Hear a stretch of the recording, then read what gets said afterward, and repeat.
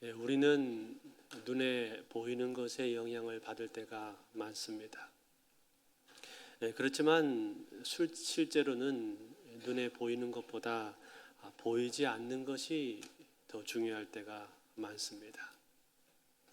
예컨대 중력은 우리 눈에 보이지 않습니다만 우리는 그 영향을 크게 받고 삽니다. 만약에 지금 중력이 없다면 오늘 우리는 이 자리에 앉아 있을 수가 없겠죠. 아마 장의자와 함께 성도님들은 다 위로 붕 떠오를 겁니다. 그런가 하면 공기, 이것도 역시 우리 눈에 보이지 않습니다만 공기가 없다면 우리는 다 숨을 쉴 수가 없습니다. 어디 그뿐입니까? 감정, 이건 역시 우리 눈에 보이지 않습니다만 감정은 우리 삶에 지대한 영향을 미칩니다. 지금 이 자리에 앉아 계신 여러분들의 감정이 만약 안정되지 않는다면 이 설교가 여러분의 귀에 제대로 들어오지가 않을 겁니다. 또 아무리 맛있는 음식을 먹는다 할지라도 감정적으로 행복하지 않으면 그 음식 맛을 우리는 제대로 잘 못 느낍니다. 이처럼 우리 삶 가운데는 보이는 것보다 보이지 않는 것이 더 중요할 때가 많다는 것입니다. 그런데 여러분, 이것은 우리의 신앙생활에서도 마찬가지입니다. 영적인 세계, 이것은 우리의 눈에 보이지가 않잖아요. 그런데 이 영적인 세계는 실제로 우리의 삶에 지대한 영향을 끼칩니다. 그래서 히브리서 기자는 이렇게 말을 했습니다. 히브리서 11장 1절에서 3절에 보니까 믿음은 바라는 것들의 실상이요 보이지 않는 것들의 증거니 선진들이 이로써 증거를 얻었느니라. 믿음으로 모든 세계가 하나님의 말씀으로 지어진 줄을 우리가 아나니 보이는 것은 나타난 것으로 말미암아 된 것이 아니니라. 보이는 것이 나타난 것으로 말미암지 않는다고 말했습니다. 즉 보이지 않는 세계, 영적인 세계가 있다는 얘기죠. 그 영적인 세계에 의해서 현실 세계가 결정이 된다라는 이야기입니다. 여러분, 오늘 우리가 읽은 이 본문은 영적인 세계에서의 싸움을 보여주고 있습니다. 오늘 성경에 아말렉과 싸웠다라고 되어 있는데 이 아말렉과의 전쟁은 단순한 전쟁이 아니라 우리의 삶 속에서 영적인 전쟁이 어떻게 이루어지는가 하는 것을 잘 보여주는 중요한 사건입니다. 오늘 저는 이 내용을 여러분들과 함께 살펴보면서 실제로 우리 삶 가운데 일어나는 여러 영적 전쟁들을 우리가 어떻게 대처해야 하는가에 대해서 한번 생각을 해보기를 원합니다. 지난주에 이스라엘 백성들이 르비딤에 도착했었다고 했었죠. 거기에는 물이 없었습니다. 그래서 그들이 목이 말라서 불평을 했었는데 그때 하나님께서 그들에게 물을 공급해 주셨죠. 모세를 통해서 반석을 지팡이로 침으로 인해서 그 반석에서 물이 솟아 나왔습니다. 그리고 그 반석은 우리 주 예수 그리스도를 상징하는 것이라고 말씀을 드렸습니다. 그리고 오늘 우리가 읽은 이 본문 역시 그 배경은 같습니다. 르비딤에서 일어난 사건이었습니다. 르비딤에서 두 가지 사건이 있었다고 했는데 하나는 반석에서 물이 솟아난 사건이고 하나는 오늘 본문에 나오는 이 아말렉 사건입니다. 그런데 여러분, 이 아말렉은 어떤 민족입니까? 이 아말렉은 본래 에서의 후손입니다. 창세기 36장 12절에 보면 우리가 그 배경을 알 수가 있는데 이렇게 되어 있습니다. 에서의 아들 엘리바스의 첩 딥나는 아말렉을 엘리바스에게 낳았으니 이들은 에서의 아내 아다의 자손이며. 자, 여기 나오는 것처럼 이 아말렉은 에서의 손자였었죠. 에서의 손자로서 족장이 되어서 한 민족을 이루었습니다. 그리고 많은 부하들을 거느리고 다니면서 상당히 큰 그룹을 그가 형성을 했던 것 같습니다. 그런데 여기서 중요한 사실은 이 아말렉이 에서의 핏줄이었다라는 사실이에요. 에서의 핏줄이다라는 말은 혈통적으로 뿐만 아니라 그들의 삶의 태도 역시 에서를 닮았다라는 이야기입니다. 에서의 삶의 태도를 그대로 계승을 하고 있는 거예요. 즉, 이 혈통이 가진 하나의 영성이라고도 우리가 말을 할 수가 있을 것입니다. 신명기 25장 17절에서 18절을 보면 우리가 그 증거를 찾을 수가 있는데 이렇게 되어 있습니다. 너희는 애굽에서 나오는 길에 아말렉이 내게 행한 일을 기억하라. 곧 그들이 너를 길에서 만나 내가 피곤할 때 내 뒤에 떨어진 약한 자들을 쳤고 하나님을 두려워하지 아니하였느니라. 자, 여기 보시면 이 아말렉의 삶의 태도에 대해서 어떤 삶의 태도를 강조를 해주고 있습니까? 하나님을 두려워하지 않았다, 그렇게 말씀을 해주고 있죠. 여러분, 그것이 바로 에서가 가진 삶의 태도였습니다. 여러분, 에서는요 하나님을 경외하지 않았습니다. 만약에 에서가 하나님을 경외했다면 그의 장자권을 자기 동생에게 팔지 않았겠죠. 장자권을 팔았다라는 이야기는 단순히 장자로서의 유산만 포기했다라는 뜻이 아니라 장자로서 누릴 수 있는 모든 영적인 특권들을 포기했다, 그런 뜻입니다. 즉 하나님의 말씀 가운데 장자로서의 특권이 자세히 나와 있었는데 그 하나님의 말씀을 가볍게 대한 것이고 중요하게 생각을 하지 않은 거예요. 다시 말해서 하나님을 경외하지 않은 것이고 하나님을 두려워하지를 않은 거예요. 이처럼 여러분, 아말렉 족속은 소극적으로는 하나님을 두려워하지 않았을 뿐만 아니라 적극적으로는 하나님을 대적하기에 이르릅니다. 그들은 하나님을 대적하고 또 그 증거로서 하나님의 백성들을 대적하는 삶의 태도를 보이게 됩니다. 그래서 이후로 아말렉 족속은 하나님의 백성을 대적하는 영적 세력의 상징이 되는 것이고 하나님의 백성을 대적하는 영적 세력의 심벌이 아말렉이 된단 말이에요. 뿐만 아니라 이 아말렉 족속은 싸움하는 연습을 많이 해서 싸움에는 굉장히 능했다고 합니다. 이들은 한 곳에 머물지 않고 계속 여기저기 이동해 다니면서 돌아다니면서 약탈을 일삼았습니다. 오늘날 우리가 중동 지방에서 흔히 볼 수 있는 베두인 족속이 아마도 아말렉 족속을 연상시키는 모습이 아닌가 생각이 됩니다. 오늘 이 전쟁, 이 본문에 나오고 있는 이 전쟁의 대상이 아말렉 족속이었는데 아말렉은 그 자체뿐만이 아니라 더 나아가서 영적인 어둠의 세력인 사탄을 상징하고 있는 것이고 그 종들인 악령의 세력을 대표하는 일종의 세력으로 자리매김하게 됩니다. 그래서 하나님께서 말씀하실 때 내가 영원토록 아말렉과 싸우겠다, 그렇게 말씀을 하시게 되는 거죠. 그런데 여러분, 이 아말렉 족속이 누구를 공격을 했습니까? 오늘 이스라엘을 공격을 했는데 8절의 말씀에 보니까 이렇게 말씀을 해주고 있습니다. 곧 그때 아말렉이 와서 이스라엘과 르비딤에서 싸우니라. 여러분, 여기 이 출애굽기에서는 그냥 싸웠다, 그렇게 기록이 되어 있습니다만 신명기 25장 18절에 보면은 그들의 공격의 타겟이 누구였는가에 대해서 자세히 알려주고 있습니다. 아까 읽었었는데 다시 한번 읽어볼까? 신명기 25장 18절 말씀 우리 한번 같이 있습니다. 시작. 곧 그들이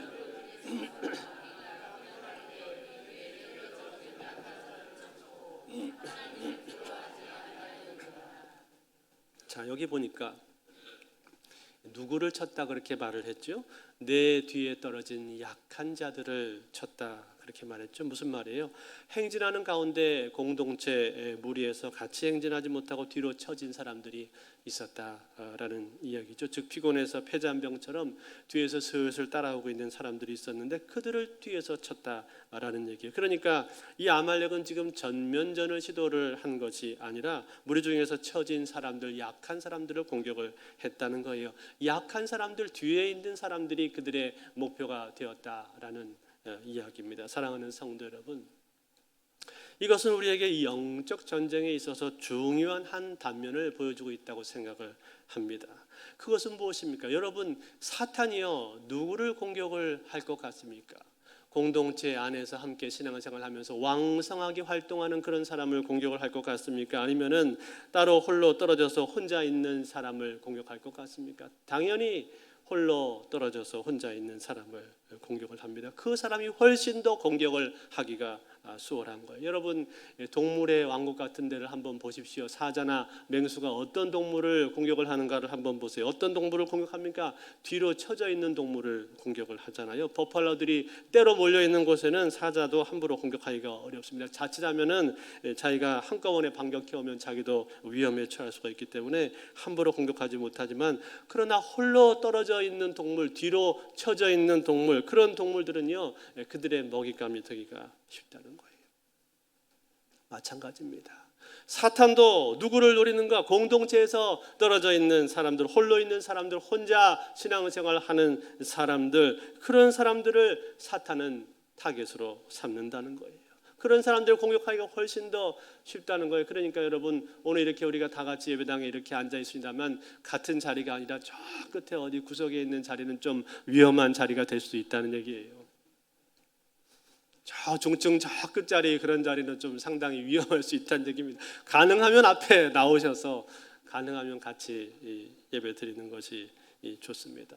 그리고 여러분, 공동체 안에서 소그룹 같은 모임에 내가 참여하면서 함께 교제하는 것, 이런 것들이 사실은 대단히 중요한 거예요. 그렇지 않으면은 우리는요 타겟이 되기가 쉽습니다. 금방 내 마음속에 부정적인 생각, 우울한 생각, 또 비판적인 생각에 사로잡히게 되기가 쉽고, 그것이 사탄의 타겟이 될 수가 있다는 거예요. 오늘 이 이스라엘 백성들 중에서 뒤로 쳐져 있는 사람들을 이 아말렉 족속들은 타겟으로 삼았습니다.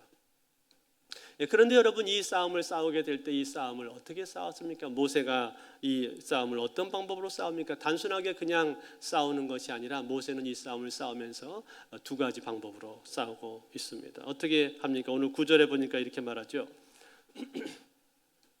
모세가 여호수아에게 이르되 우리를 위하여 사람들을 택하여 나가서 아말렉과 싸우라. 내일 내가 하나님 지팡이를 손에 잡고 산꼭대기에 서리라. 자, 여러분 어떻게 했습니까? 여호수아에게는 군대를 이끌고 앞으로 나가게 했죠. 현장에 나가서 싸우게 했습니다. 반면에 모세는 어떻게 했습니까? 모세는 산으로 올라갔습니다. 산꼭대기로 갔습니다. 산꼭대기로 간 이유가 무엇입니까? 그것은 기도하기 위해서 간 것입니다. 오늘 본문에서 기도라는 단어가 명확하게 나오지 않습니다만, 그러나 여러분, 손을 드는 이 행위는요 성경에서 기도를 상징하는 표현으로, 대표적인 표현으로 많이 쓰였습니다. 시편 28편 2절에 보니까 이렇게 말했습니다.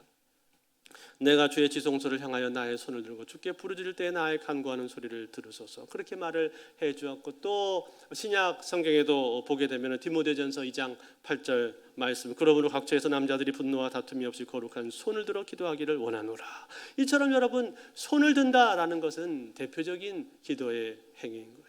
그런데 여러분, 모세는 여기서 단순히 손만 든 것이 아니라 무엇을 함께 들었습니까? 하나님의 지팡이를 함께 들었다고 했죠. 지팡이의 의미가 뭐예요? 지팡이는 하나님의 능력의 지팡이 아닙니까? 그러니까 하나님의 능력이 이 시간에 임하게 해달라는 간절한 마음을 담아서 지금 모세가 기도를 하게 된 거죠. 그래서 모세는 손을 들고 기도하기 시작을 했는데 결과가 어떻게 되었습니까? 오늘 결과는 11절에 이렇게 나옵니다. 11절 우리 한번 같이 읽습니다. 시작. 모세가 손을 들면 이스라엘이 이기고 손을 내리면 아말렉이 이기더니.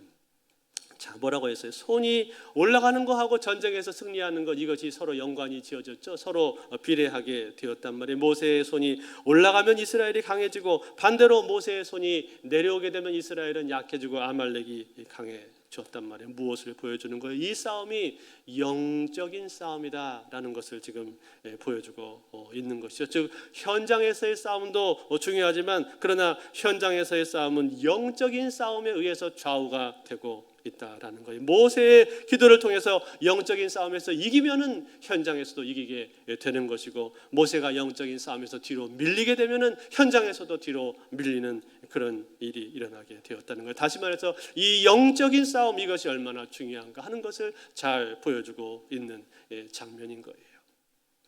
그렇다면 여러분, 이 영적인 싸움에서 우리가 승리할 수 있는 비결이 무엇입니까? 성경의 내용 중에서 영적 싸움에 대해서 가장 자세히 알려주는 책은 바로 에베소서입니다. 에베소서 6장에 보면은 영적 싸움의 원리가 나오고 있는데, 에베소서 6장 10절 11절에 이렇게 말씀해 줍니다. 끝으로 너희가 주 안에서와 그 힘의 능력으로 강건해지고 마귀의 관계를 능히 대적하기 위하여 하나님의 전신갑주를 입으라. 뭐라고 했습니까? 주 안에서와 그 힘의 능력으로 강건해지라, 그렇게 말씀을 했죠. 여러분, 우리가 영적 싸움을 싸우기 위해서는 우선 강건해야 됩니다. 강건해야 싸울 수 있잖아요. 비실비실해 가지고는 싸울 수가 없지 않습니까? 강건해야 되는데, 강건해지기 위해서 뭐가 필요해요? 하나님의 전신갑주를 입어라, 그렇게 말씀을 하고 있습니다. 즉 내가 좀 약하다 할지라도 하나님이 주시는 전신갑주를 덧입게 되면 내가 강건해질 수 있다고 말씀하고 있는 거예요. 어떤 전신갑주입니까? 그 다음 절에 나옵니다. 에베소서 6장 14절에서 17절 한번 같이 읽어볼까요? 같이 읽습니다. 시작. 그런즉 서서 진리로 너희 허리띠를 띠고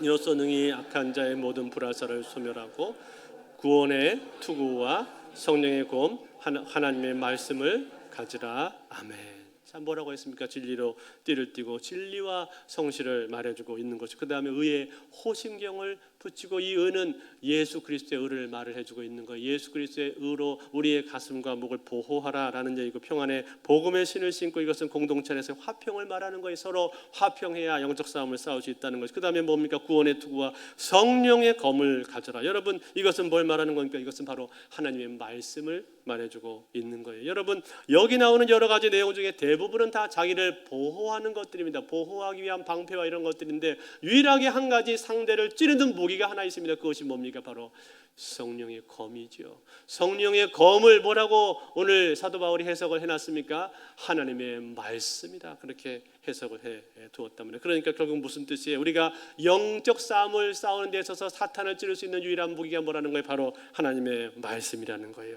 하나님의 말씀이 있을 때 우리는 이 싸움 가운데 사탄을 물리칠 수가 있다는 사실입니다. 그러므로 사랑하는 성도 여러분, 여러분들의 삶 속에 있는 여러 영적인 전쟁, 영적 싸움이 있는데, 그 영적 싸움 가운데 승리하기를 원하십니까? 그렇다면 하나님 말씀을 붙드실 수 있기를 바랍니다. 하나님 말씀이 여러분의 마음속에 머물도록 하십시오. 그리고 하나님 말씀이 있는 자리에 나오십시오. 말씀에 나를 자꾸만 노출을 시키십시오. 말씀 설교 말씀을 들으시고, 말씀을 읽으시고, 말씀을 묵상하시고, 말씀을 내 머릿속에 암송하십시오.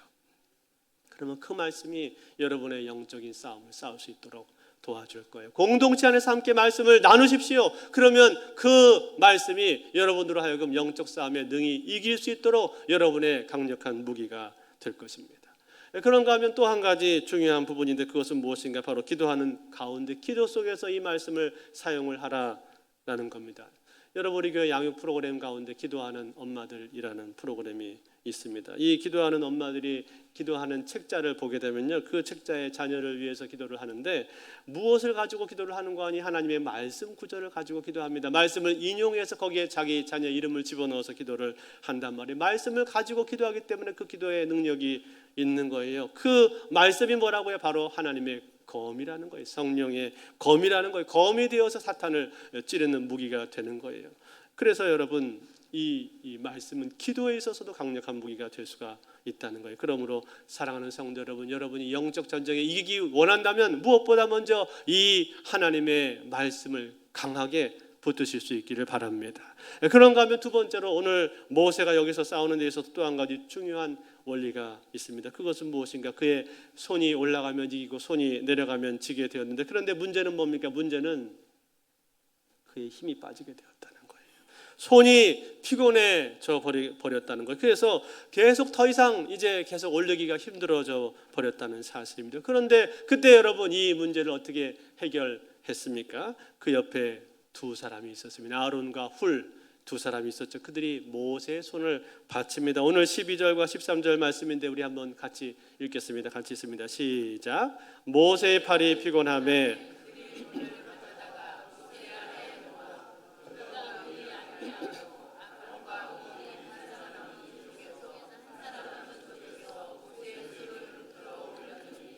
그 손이 해가 지도록 내려오지 아니한지라.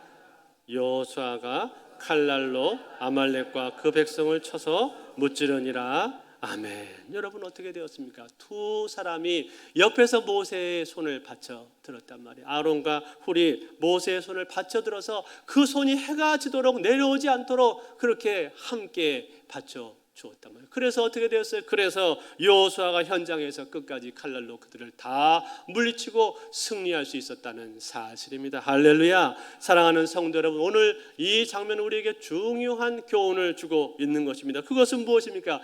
영적인 싸움이라고 하는 것은요, 이것은 혼자 싸우는 것이 아니라는 거예요. 영적 싸움은 혼자 싸울 수도 없고 혼자 싸워서도 안 됩니다. 그렇기 때문에 반드시 무엇이 필요합니까? 동역자가 필요한 것이고 기도의 연합 전선이 필요하다는 사실입니다. 여러분, 우리는요, 같이 함께 기도해야 됩니다. 혼자 기도하는 것도 물론 필요하지만, 그러나 같이 기도하는 것을 더 귀하게 여기실 수 있기를 바랍니다. 함께 모여서 같이 마음을 합해서 함께 기도하는 것을 여러분 더 중요하게 생각하시기를 바랍니다. 우리가 매주마다 금요일 날마다 여기 모여서 같이 기도하는데 저는 여러분 이 시간은 참 중요하다고 생각을 합니다.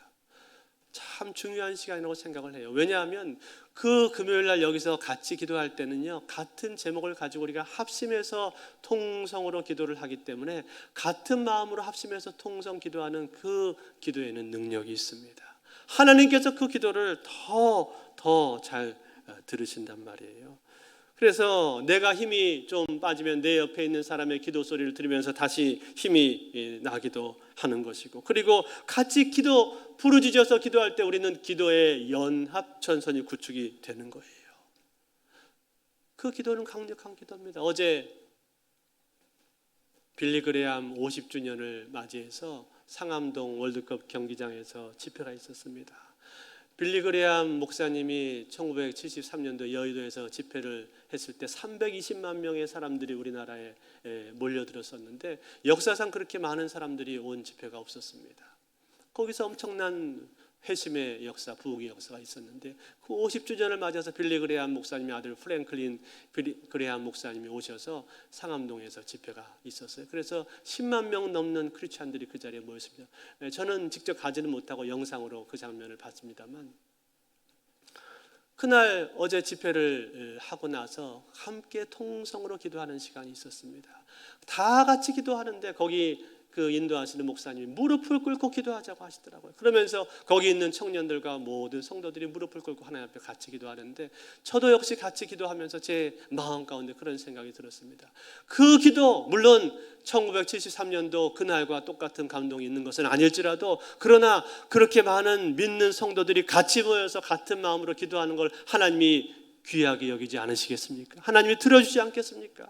그 시간들을 통해서 하나님께서 우리 한국 교회 가운데 그동안 많이 분열되었을 때 다시 일치 단결할 수 있는 물꼬를 터주시지 않을까, 그런 마음의 소망이 제 마음속에 생기더라고요. 여러분, 그런 기도는요, 사탄이 두려워하는 기도입니다.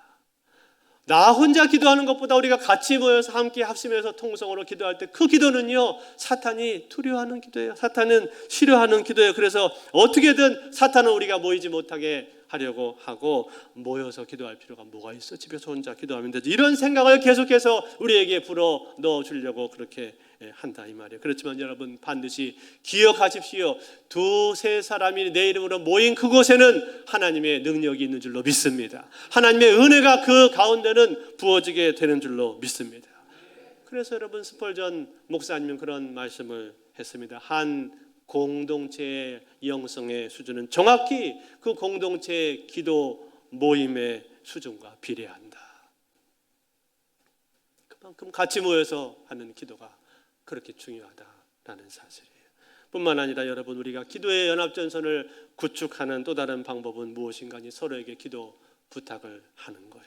자기가 어려운 일이 생기게 되었을 때, 자기 상황이 어려울 때, 자기가 영적으로 침체를 하게 될 때, 자기 마음이 다운될 때 나를 위해서 좀 기도해 주세요. 그렇게 부탁하는 겁니다. 그렇게 요청하는 겁니다. 여러분, 기도 요청하는 거 부끄러운 일이 아닙니다. 기도 요청은요, 겸손한 사람들이 하는 거예요. 교만한 사람들 기도 요청하지 않습니다. 자기를 위해 기도해 달라고 말할 수 있는 것, 자기 어려운 문제를 놓고 기도해 달라고 할 수 있는 것, 그것은 그 사람이 겸손하다는 뜻이에요. 그 기도 요청을 듣고 같이 기도할 때 그 기도의 연합전선이 구축이 되는 거예요. 그리고 여러분, 할 수만 있다면 여러분들이 어떤 모임을 하든, 작은 모임을 하든 어떤 모임을 하든 그 모임이 기도의 모임이 되도록 하십시오. 여러분이 같이 모여서 교제하고 수다 떨고 같이 교제하는 걸로 끝내버리지 마시고, 또 회의한다고 모여도 회의만 하고 끝내지 마시고 반드시 기도를 하시기 바랍니다. 기도를 할 때 그 공동체는 결국 살아나게 되는 거예요. 그럴 때 공동체는 기도의 연합전선이 구축이 되는 거예요. 그러므로 사랑하는 성도 여러분, 우리의 모든 삶의 모양, 삶의 모습이 기도로 마무리되실 수 있기를 바랍니다. 또 우리 교회 중보기도실도 있지 않습니까? 중보기도실 많이 활용하십시오. 중보기도 해주는 팀들에게도 기도 요청도 하시고, 그리고 언제든지 여러분이 기도실을 이용하실 수 있습니다. 기도실의 불이 꺼지지 않는 우리 교회가 되기를 간절히 바랍니다. 이제 말씀 뵙겠습니다. 짐 산발라 목사님은 뉴욕에 있는 브루클린 태버나클 교회에서 목회하시는 분이셨습니다. 이 교회가 초창기에 뜨거운 기도로 말미암아 한참 성장을 하고 있을 때였습니다. 목사님의 큰 딸이 16살이 되자 그때부터 딸이 방황을 하기 시작을 했습니다. 원래 모범적인 아이였었는데 그때부터 부모 말을 잘 듣지 않고 교회도 안 나오더니 급기야는 가출을 했습니다. 몇 번씩 가출을 해서 부모의 애를 태우고 가까스로 찾아오고 그렇게 했습니다. 이 목사님은 이 아이를 향해서 설득도 하고 사정도 해보고 달래기도 하고 때로는 혼내기도 하고 심지어는 돈까지 주어 받습니다. 그렇지만 아무런 소용이 없었습니다. 딸은 갈수록 가출 횟수가 잦아졌고 하나님으로부터 완전히 떠나 버렸습니다. 이 목사님은 어찌할 바를 몰랐습니다. 주일 아침이 되면은 설교를 하러 가야 된다는 것이 너무나 마음이 무겁고 괴로웠습니다. 정장을 입고 차를 몰고 가는 25분 내내 이 산발라 목사님은 차에서 울었습니다. 하나님, 오늘 어떻게 내가 3번 예배를 인도를 합니까? 나에게 회중의 이목이 집중이 되기를 원치 않습니다. 그들은 각자 나름의 문제가 있고 도움과 격려를 바라고 오지 않습니까? 주여, 내 영혼은 바람 앞에 촛불같이 흔들거리고 있습니다. 주님, 부디 내 딸을 구해 주십시오. 이렇게 엉엉 울면서 차를 몰고 갔습니다. 그러면 하나님께서 그 순간 정신을 차릴 수 있도록 도와주시고 가까스로 하나님의 은혜로 그 주일의 긴 사역을 감당하고 돌아오곤 했었습니다. 그러던 중 이 목사님의 사모님이 자궁절제 수술을 받게 되었습니다. 병실에서 연약한 중에 사탄이 공격을 해왔습니다. 너는 이 큰 성가대를 지휘하고 음반을 만들고 문화회관에서 전도 집회를 하고 여러 가지 일을 열심히 하려면 그렇게 해야지. 너와 내 남편은 세상에 나가 영혼을 구해야지. 그 대신 내 자녀들은 내 것이야. 네 첫 딸은 이미 내 것이고 나머지 둘도 내가 차지할 거야. 이런 소리로 계속 공격을 해왔습니다. 그 사모님은 극심한 두려움에 사로잡혔습니다. 그리고 퇴원 후에 목사님에게 이렇게 말을 했습니다. 여보, 우리는 당장 이 도시를 떠나야 해요. 이 도시의 나쁜 환경 탓에 첫 딸을 잃었어요. 더 이상 이곳에서 아이들을 키울 수 없어요. 당신은 여기 남겠다고 하겠죠. 그렇지만 나는 애들을 데리고 갈 거예요. 이렇게 단호하게 말을 했습니다. 이 목사님은 여보, 우리는 그렇게 할 수 없어요. 하나님께서 어떻게 하라고 하시는지도 모르는 채 일방적으로 떠날 수 없어요. 결국 힘겨운 갈등 끝에 이 아내는 떠나지 않기로 하고 남았습니다. 그리고 깊은 우울한 중에 이 부인은 피아노 앞에 앉아 작곡을 했는데 그 곡은 심금을 울리는 곡이 되었습니다. 그 가사가 이렇습니다. 온갖 아픔, 온갖 슬픔으로 내가 두려워할 때 신실하신 하나님 계시도다. 내 힘 다하고 내 마음의 노래가 그칠 때 여전히 사랑으로 신실하심 보이시네. 그분의 약속은 모두 참되도다. 불가능한 일 행하시는 것 보네. 내 마음의 의심 잃어도 믿지 못할 때도 그는 신실하시도다. 내게 신실하시도다. 이 목사님과 사모님은 아무것도 할 수가 있는 것이 없었습니다. 많은 노력들을 해봤지만 다 소용이 없었습니다. 딸은 이미 떠나서 소식이 안 온 지가 오래되었습니다. 목사님과 사모님은 모든 것을 내려놓았습니다. 그리고 오직 예수님께만 집중하면서 간절히 기도를 했습니다. 그러던 어느 날 3달여의 시간이 지난 어느 화요일이었습니다. 화요 저녁 기도 모임을 하려고 사도행전 4장을 묵상을 하고 있었습니다. 핍박 중에 교회가 담대하게 하나님께 부르짖는 내용이었습니다. 그 말씀대로 목사님과 회중은 마음을 합하여 기도하며 부르짖고 있었습니다. 그런데 그때 안내하시는 집사님이 오시더니 목사님께 쪽지를 하나 건네 주었습니다. 그 쪽지에는 이렇게 적혀 있었습니다. 목사님, 지금 모임을 중단하고 따님을 위해서 집중 기도해야 된다고 느낍니다. 그 교회에 영적으로 민감한 어느 여인이 쓴 쪽지였습니다. 순간 이 목사님은 망설여졌습니다. 어떻게 해야 하는 것이 옳은가? 결국 이 목사님은 방금 있었던 일을 앞에서 나눴고 자기 딸에 대한 기도 제목을 나누었습니다. 그리고 부목사님의 인도하에 딸을 위해 집중 기도하기 시작했습니다. 마치 해산하는 여인의 고통과 같은 신음소리가 온 사방에 터져 나왔습니다. 그 소리는 마치 이렇게 외치는 것과 같았습니다. 사탄아, 너는 이 아이를 취할 수 없다. 이제 손을 떼라. 그 아이는 돌아온다. 하나님을 향해서 부르짖는 거대한 함성이 이 목사님은 그 소리에 감격하여서 울고 또 울었습니다. 그리고 그로부터 정확히 32시간이 지난 후였습니다. 아침에 면도를 하고 있는데 갑자기 아내가 뛰어 들어왔습니다. 여보, 현관에 와보세요. 우리 딸이 왔어요. 깜짝 놀라서 나가보니 현관에 큰딸이 사시나무 떨듯 떨며 서 있었습니다. 아빠는 조용히 다가갔습니다. 그 애는 아빠의 바지자락을 붙잡고 울기 시작했습니다. 그러면서 아빠 저는 하나님께 죄를 지었어요. 제 자신에게도 엄마 아빠에게도 죄를 지었어요. 용서해 주세요. 그러면서 아픔을 토해내기 시작을 했습니다. 아빠는 흐른 눈물을 주체할 수가 없었습니다. 그리고 이 아이를 두 팔로 거꾸로 안았습니다. 오 하나님 감사합니다. 그런데 그때 갑자기 이 딸이 정색을 하면서 물었습니다. 아빠, 누가 나를 위해서 기도했나요? 누가 기도했어요? 그게 무슨 뜻이냐? 아빠, 화요일 밤에 말이에요. 누가 나를 위해서 기도했어요? 한밤중에 하나님이 나를 깨워서 내가 끝없는 구덩이로 향하고 있는 것을 보여주셨어요. 그 구덩이는 밑이 안 보였고 나는 무서워 죽을 것 같았어요. 나는 놀랐어요. 내가 얼마나 완악하고 악하고 반항적인지 깨닫게 되었어요. 그러나 동시에 하나님 같으신 분이 나를 거꾸로 안았어요. 그는 내가 더 미끄러지지 않도록 하시며 내가 아직 너를 사랑한다 라고 말씀하셨어요. 아빠, 말씀해 주세요. 그날 누가 나를 위해서 기도했나요?